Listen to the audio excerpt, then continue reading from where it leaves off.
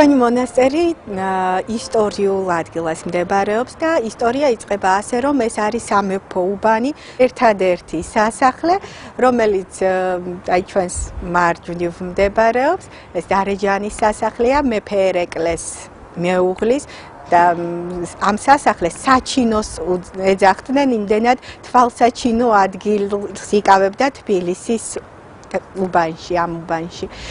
შემდგომ, როგორც ცნობილია, სასახლესთან არსებობდა რაღაც მონასტერი, აი ესეთი გადმოცემაც არსებობს და მონასტერი, როდესაც უკვე ჩვენი დედოფალი გაასახლეს რუსეთის ცარიზმის მოსვლის შემდეგ საქართველოდან, მონასტერი გადაუციათ რუსი ეგზარქოსებისათვის. აქ მოღვაწეობდნენ ძალიან თვალსაჩინო პიროვნებები. ბერად აღიკვეცა ამ მონასტერში ალექსანდრე ოქროპირიძე, საქართველოს კათოლიკოს პატრიარქი ბერობაში იყო ამ მონასტრის წინამძღვარი ამბროსი ხელაია. და ჩვენს მონასტერში არის ასევე საფლავი გამოჩენილი ქართველი სასულიერო მოღვაწისა და საერო მოღვაწისაც ფილადელფოს კიკნაძის. ჩვენი მონასტერი ამდენად ძალიან მართალია მძიმე პერიოდში ჩამოყალიბდა, საქართველოს ისტორიის მძიმე პერიოდში ჩამოყალიბდა როგორც მამათა მონასტერი, მაგრამ ძალიან ძვირფასი მემკვიდრეობა დაგვიტოვა. და დღეს ჩვენი მონასტრის ახალ ამპლუაში აღდგენა მოხდა საქართველოს კათოლიკოს პატრიარქის მიერ, ილია მეორეს მიერ, ეს უკვე 1990-იანი წლებიდან, 90-91 წელი იყო. 95 წლიდან მონასტრის სპეციფიური მდებარეობის გამო ქალაქის ცენტრში მიეცა მას სხვადასხვა მოწყალების დატვირთვა. დღეს გვაქვს სასნეულო სახლი, გვაქვს მოწყალების დების სასწავლებელი, სახელოსნოები.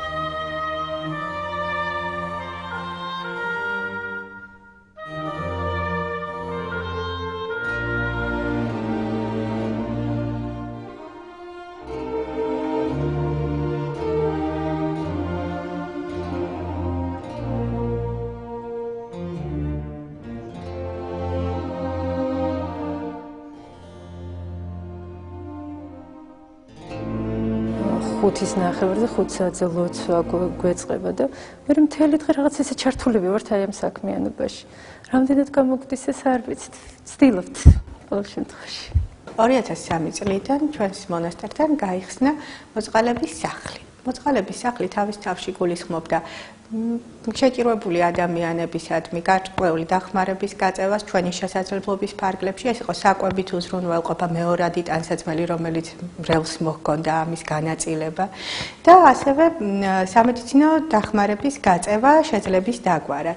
სამედიცინო დახმარება გამოიხატებოდა მედიკამენტებში და მოვლის საქმეში, ანუ საექთნო საქმის გარკვეულ საკითხებში. ეს საკითხი იმდენად აქტუალური გახდა გარკვეულ პერიოდში, რომ გადაწყდა ჩამოგვეყალიბებინა მოწყალების დების სასწავლებელი. წელს ჩვენ უკვე შევძელით და მივიღეთ პირველი ჯგუფი, რომელმაც დაამთავრა უკვე ჩვენი სასწავლებელი და დღეს როგორც მოწყალების დები, ესე მუშაობენ. ისინი, ვინც ამ საქმით არიან დაკავებულები, გამოირჩევიან ძალიან გულმოწყალებით, გულისხმიერებით, ადამიანებისადმი თანადგომის გრძნობით, რაც აუცილებელია პაციენტისათვის, რომ კომფორტულად და ღირსეულად იგრძნოს თავი ავადმყოფობის მძიმე პერიოდში.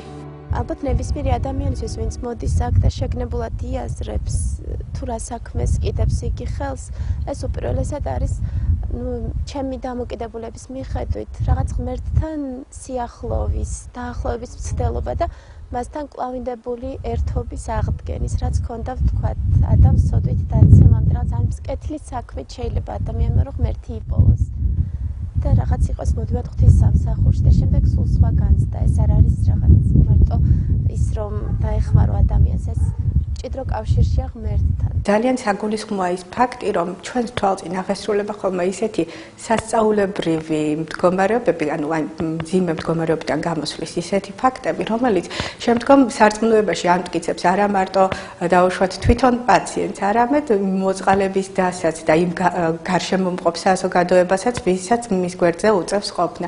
აი ესე მაგალითად ჩვენთან მოსული პაციენტებიდან ძალიან ბევრს ურჩდება სურვილი, რომ შემდგომში მათ მონაზვნური ღვაწლი იტვირთონ. ანუ ისინი რაღაც სულიერად გარკვეულწილად ემზადებიან იმისთვის, რომ გავიდნენ ამ ქვეყნიდან. მქონდა ესეთი შემთხვევა, როდესაც ჩვენი პაციენტი საკმაოდ მძიმე ტერმინალურ მდგომარეობაში მოვიდა ჩვენთან როგორც პაციენტი და როგორც სურველი მონაზვნობის და შემდგომ ეს ადამიანი მონაზვნად გახდომის შემდგომ ფაქტურად აი სტაბილური მდგომარეობით დღესაც აგრძელებს ჩვენს სასნეულოში ცხოვრებას, ჩვენს მონასტერში ფაქტიურად როგორც მონაზონი. რომ მოვედი, ისეთი დიაგნოზი მქონდა, რომ რაღაცა დღე-დღეზე ელოდნენ, რომ უკვე გარდავიცვლებოდი და ჩქარობდნენ აღკვეცო თუ არ მოვასწრო თუ არ გარდაიცვალოსო, მაგრამ იმის მერე ხო ხედავ სადაცაა 6 წელი გავა და რასაკვირველია ეს არის განუზომელი წყალობა უფლისა, რა თქმა უნდა, მაგრამ იცით რა, წამლები, მკურნალობა, ამასაც მნიშვნელობა აქვს, მაგრამ თავარი მაინც ადამიანების სიყვარულია და თანადგომა. აქ არის რაღაც საოცარი, ალბათ ყველა მონასტერში ასე, რაღაც საოცარი სიყვარულია და საოცარი თანაგრძნობაა და საოცარი დამოკიდებულება ურთიერთ პატივისცემა ერთმანეთის მიმართ და აი ორმხრივია რასაკვირველია, იქიდანაც მოდის ეს სიყვარული და ისე და ჩვენი მხრიდანაც და რა ვიცი, დიდი სასწაული მოიღო უფალმა და უკვე ამდენი ხანია თქვენც ხედავთ ფეხზე ვარ და ცოცხალი ვარ. რაც არ უნდა მძიმე იყოს ტკივილები, აი რაც არ უნდა მძიმე იყოს ის განსაცდელი, რაც ადამიანის თავზე მოდის, ყოველგვარი, ესე იგი, ამას ლოცვას თუ დაუყენებ წინ და თუ მთლიანად ლოცვაში გადახვან და ლოცვით ვდილობ ყველაფერ ამას გაუმკლავდე, ეჭვი არ შეგეპაროთ, რომ აუცილებლად გაუმკლავდებით ყოველგვარ სიძნელეს. ისეთი დიდი ძალა აქვს ლოცვას.